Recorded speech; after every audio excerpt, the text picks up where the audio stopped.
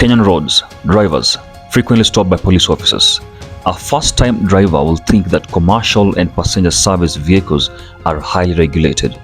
Is this evidence that the police are keeping road users safe? In Nairobi this morning, a police officer was caught up in a tussle with a taxi driver as he attempted to enforce the law. Well, the cab driver appeared to be engaging in a physical duel with the officer who had found his way into his car. A number of reports on police corruption in Kenya have been drawn up. What are the techniques, rationale, and legal gaps that allow for corrupt practices and policing misconduct on Kenyan roads? This video describes how corruption's logic, practices, and coded languages are developed, how actors are recruited and regulated, the inventing and concealing of evidence, establishment of players or networks, and the forming of norms and normalizing of corrupt practices. My name is Mzimels and this is Zimax Media's Stay Woke series. This video highlights what we term as the art of bribery. I know this episode might cause some jitters here and there, but no worries. That's why this is Stay Woke series, where we deal with money, wealth, and scams. If you're a member here from day one, please take a seat somewhere there. If you're a newcomer, a new member here today, welcome so much. This is a home. You're at the right place. We have done several similar videos in this channel. If these are content that will interest you, money, wealth, and scams, then consider hitting the subscribe button down there. And don't forget to hit the notification bell so that you may never miss a single video. So with that, I know it's been long since we did our last video on this. Let's get just straight into it. I have no much to say. I'll say it at the end of the video.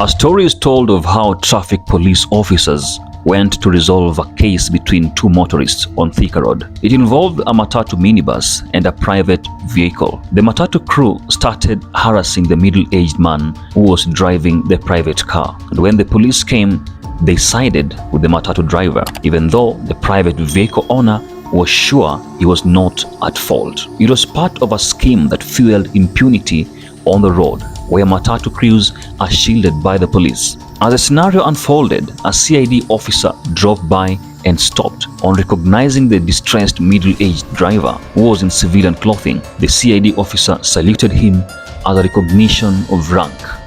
Suddenly, the traffic police officers froze. Little did they know that the man they were dealing with was the GSU commandant at the time, and later Police Commissioner Matthew Itere.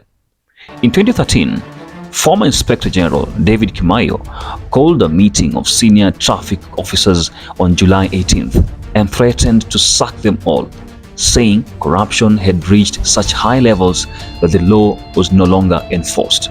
And when Mr. Kimayo was forced out of office, then Acting Inspector General Samuel Arachi formed a special team of officers to hunt down and arrest rogue colleagues in the traffic department. The year before, the Ethics and Anti-Corruption Commission established that heavy load transporters were parting with between 1,000 shillings and 3,000 shillings to avoid arrest by police officers. Is under surveillance of the Ethics and Anti-Corruption Commission officials. Reason: accused of soliciting and receiving bribes.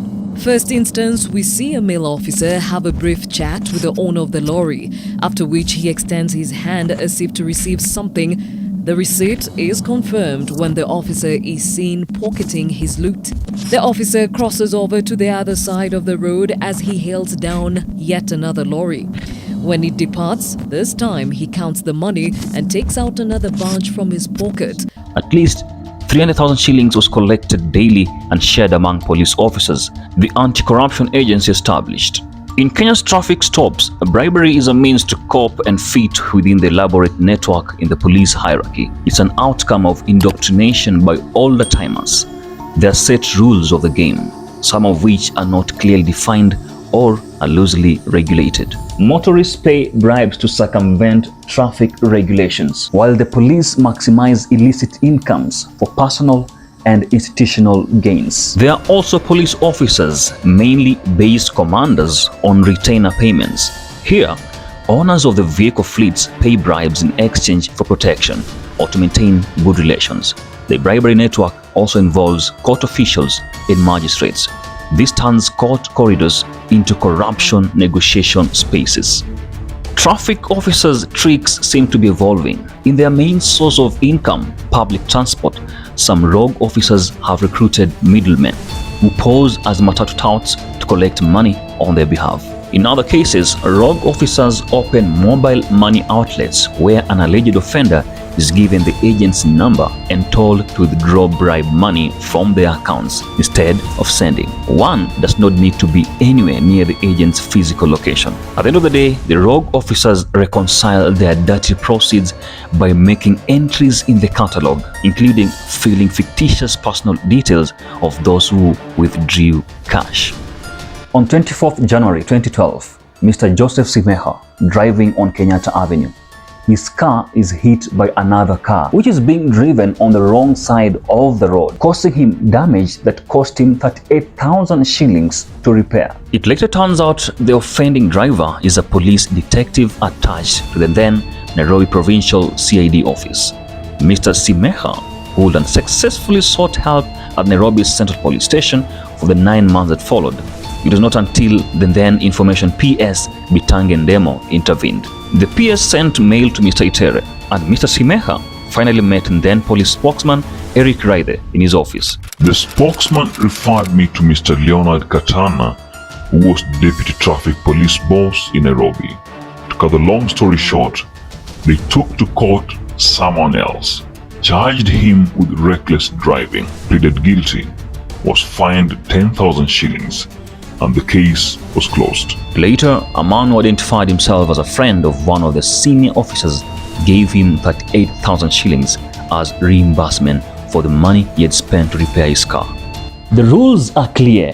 Don't involve oversight institution or lawyers when dealing with the police. Police officers are averse to matatu owners and operatives who think they're connected and know the law. For motorists, the legal landscape is too time-consuming and costly to effect their agency against police corruption. Matatu owners reported that their vehicles were targeted or their drivers frustrated after a court process, resulting in a difficult, if not impossible, environment to run a business. Police recruits are advised or socialized on how things are done here. In this way, institutional structures and culture reinforce corrupt practices. When a motorist stops at a roadblock, a lot could happen. The police officer may decide to impound the vehicle and confine it to a station. This is a route many motorists detest because it shifts the grounds of negotiation in favor of the police. This is because, first, the police are in custody of the vehicle.